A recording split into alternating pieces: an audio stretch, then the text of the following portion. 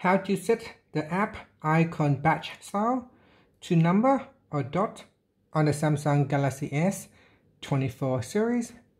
First, tap on the home button to go back to the home screen. Then from the home screen, swipe down at the top. Next, in the quick settings panel, tap on the settings icon. Next, we scroll down and then tap on home screen. After that, we scroll down and tap on app icon badges. Now you can choose either number or dot in the badge style. So select one of the options. Now here, if I select the dot badge style, you can see when I receive notifications.